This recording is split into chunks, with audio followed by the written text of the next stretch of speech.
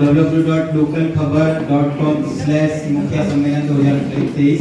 उसके तहत सारे लोग ऑनलाइन फॉर्म भरेंगे और उस ऑनलाइन फॉर्म में वो अपने कामों का पूरा विवरणी संलग्न करेंगे, चाहे उनका मुखिया कार्यकाल के दौरान का कार्य हो या फिर अपने जीवन में जो उन्होंने सार्वजनिक कार्य किया हो या किसी और तरीके का उनको पुरस्कार मिला हो।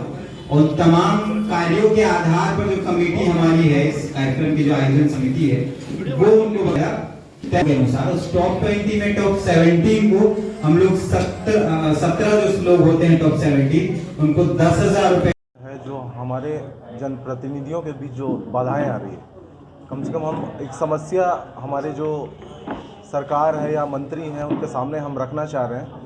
और मुझे लगता है अगर इतने बड़े स्तर पे कोई कार्यक्रम होगा तो निश्चित तौर पे सरकार उस पर विचार करेगी। और जैसे आपने बोला चुनावी माहौल चल रहा है, तो मुझे लगता है कि कोई भी सरकार नहीं चाहेगी कि जो इतना बड़ा जो एरिया है, मुखिया जो मेन स्तंभ होते हैं किसी पंचायत के, वो अगर अपनी कुछ मांगे रखेंगे तो निश्चित तौर पर सरकार उस पर विचार करेगी।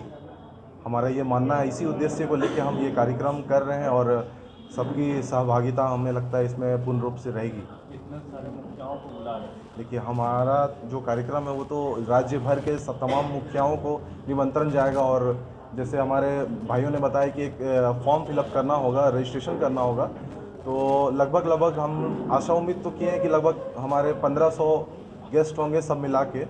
तो 1000 मुखिया के साथ और सारा गेस्ट मिला के 1500 अतिथि का हम अनुमान लेके चल रहे हैं। विमान की बात इसलिए है कि एज ए जनप्रतिनिधि एक विधायक भी उसी तरह से चुन के आते हैं, जैसे एक मुखिया, एक वार्ड, एक जिला परिषद उसी तरह से चुन के आते हैं। लेकिन सांसद विधायक को बहुत ज़्यादा, ठीक है वो मान सम्मान के हकदार हैं, लेकिन क्या उनके निचले स्तर के जो जनप्रतिनिधि है वो सम्मान के हकदार नहीं है? उनको क्यों, उनकी बातों को क्यों अनदेखा किया जाता है? उनको ना आप सम्मान देते हैं, ना उचित फंड देते हैं। अगर जनप्रतिनिधि अपने अनुमोदन से एक चापाकल न लगा पाते हैं तो फिर क्या फ़ायदा है ये चुनाव का? अगर हमारे कहने पे एक चापाकल या फिर बोलिए जिला से एक फंड नहीं रिलीज़ हो पाता है तो फिर ये चुनाव कराने का मतलब ही क्या है? क्योंकि हम चाह रहे हैं कि जो पावर है, सत्ता का विकेंद्रीकरण होना चाहिए, कि पावर को सब तरफ बांटिए, तभी आप जो पंचायती राज व्यवस्था का जो आप निचले स्तर तक विकास करना चाह रहे हैं तभी हो पाएगा। यहाँ सत्ता 2-3 जगह तक सिमट के रह गई है। बस हमारा वही उद्देश्य है कि सत्ता का विकेंद्रीकरण हो।